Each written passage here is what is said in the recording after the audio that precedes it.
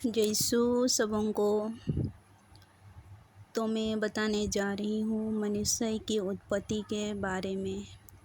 तो आप लोग प्लीज़ वचन को अच्छा से सुने। जिस समय प्रभु ईश्वर ने पृथ्वी और आकाश बनाया, उस समय पृथ्वी पर ना तो जंगली पौधे थे और ना खेतों में घास उगी थी, क्योंकि प्रभु ईश्वर ने पृथ्वी पर पानी नहीं बरसाया था और कोई मनुष्य भी नहीं था जो खेती बाड़ी करे।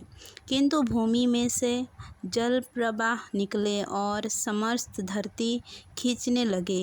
प्रभु ने धरती की मिट्टी से मनुष्य को गाड़ा और उनके नाथनों में प्राणवायु फूंक दिया। इस प्रकार मनुष्य एक सजीव सत्य बन गया। इसके बाद ईश्वर ने पूर्व की और आदन में एक वाटिका लगाई और उसमें अपने द्वारा गढ़े इस मनुष्य को रखा। प्रभु ईश्वर ने धरती से सब प्रकार के वृक्ष उगाए जो देखने में सुंदर थे और उनके फल स्वादिष्ट थे। वाटिका में बीचों बीच जीवन वृक्ष था और भले बुरे के ज्ञान का वृक्ष भी। आदन से वाटिका को खींचने वाली एक नदी निकलती थी और वह 4 धाराओं में विभाजित हो जाती थी। पहली धारा का नाम पिसान है और यह वह धारा है जो पूरे हवीला देश में चारों ओर बहती है। वहाँ सोना पाया जाता है। उस देश का सोना अच्छा होता है। वहाँ गुलगुल और गोमेद भी मिलते हैं। दूसरी धारा का नाम गिहोन है। यह कुश देश के चारों ओर बहती है। तीसरी धारा का नाम दजला है। यह अरसूर के पूर्व में बहती है। चौथी धारा का नाम फरात है। प्रभु ईश्वर ने मनुष्य को आदन की वाटिका में रख दिया, जिससे वह उसकी खेती बाड़ी और देखरेख करता रहे। प्रभु ईश्वर ने मनुष्य को यह आदेश दिया, तुम वाटिका के सभी वृक्षों के फल खा सकते हो, किंतु भले बुरे के ज्ञान के वृक्ष का फल नहीं खाना, क्योंकि जिस दिन तुम उसका फल खाओगे तुम अवश्य मर जाओगे। तो मैं ये वचन सुन के आप लोग क्या नोटिस किया, प्लीज़ कमेंट में मुझे जनाना। तो मैं यहाँ का विशेष बातें बोलना चाहती हूँ। तो मैं पहले बताना चाहती हूँ कि मनुष्य की उत्पत्ति कैसे हुआ और मनुष्य को यीशु ने कैसे गढ़ा। तो हम लोग एक मिट्टी का गढ़ा हुआ इंसान है। तो प्रभु ने धरती की मिट्टी से क्या किया, मनुष्य का उत्पत्ति किया और क्या करा, उसने नथनों में क्या कर दिया, प्राणवायु फूंक दिया, गॉडनेस। तो ये बात तो जानना ज़रूरी है ना हम लोगों के लिए। तो मनुष्य एक क्या है, सजीव स्वस्थ सत्य बन गया है, बोला है ना। तो जब यीशु ने आदम को सृष्टि की, आदम को जब यीशु ने सृष्टि की, उसके बाद उसने क्या किया, उसके लिए एक वाटिका बनाया, वाटिका रखा जो आदम वाटिका बोलते हैं ना, वो वहाँ यीशु ने क्या किया, आदम को वहाँ रखा और उसने सोचा कि इसके लिए एक नारी उत्पन्न किया जाए।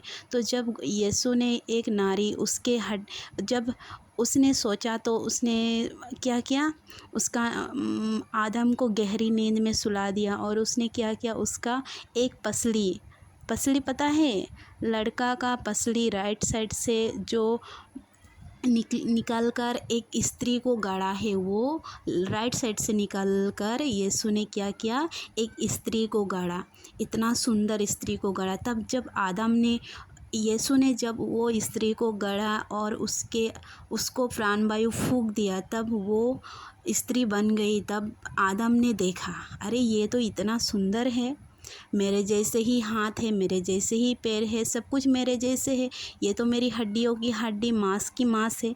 तब आदम ने सोचा कि ये तो मेरी हड्डियों की हड्डी, मांस की मांस है। तो इसीलिए दोस्तों, फ्रेंड्स और जितने सारे भाई बहन हैं, तो मैं यही बात बताने जा रही हूँ कि हम लोग सोचते हैं ना कि मैं ये लड़का पसंद करती हूँ या वो लड़की पसंद करती हूँ, अगर अगर वो मुझे मिल जाती तो बहुत अच्छा था या अच्छी थी, सोचते हैं।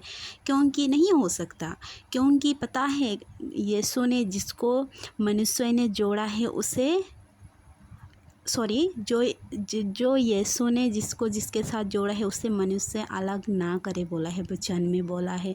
तो इसीलिए दोस्तों, आप लोग कभी भी भूलकर आप लोग किसी को पसंद करोगे, किसी को प्यार करोगे, अगर आपको वो ना मिले, लड़का हो या लड़की ना मिले, तो आप लोग सोचते हैं कि मुझे वो नहीं मिली तो मैं सुसाइड कर लूँगी, ये कर लूँगी, वो ये सब बहुत गलत है। क्योंकि अपने आपके लिए आपका हड्डियों की हड्डी, मांस की मांस जो है वही आपको लाकर आपके सामने यीशु रख देगी और आपको उसी से शादी करना पड़ेगी। क्यों ना आप दूसरी लड़का हो या लड़की, उसको बेहद प्यार करो, बेहद पसंद करो, कोई फ़ायदा नहीं है।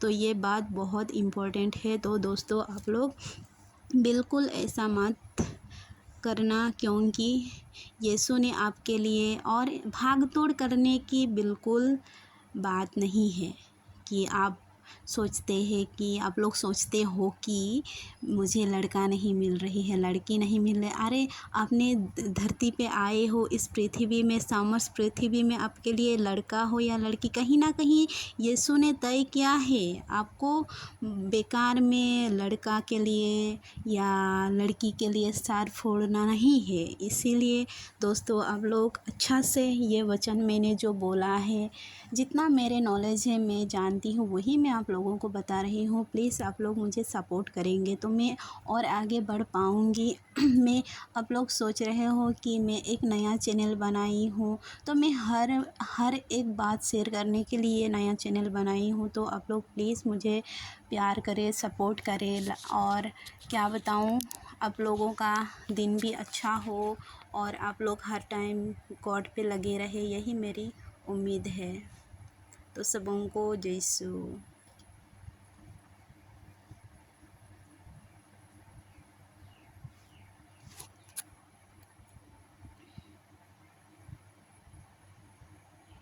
मैं हूँ कृति सैनी। हाय, मैं हूँ वरुण धवन।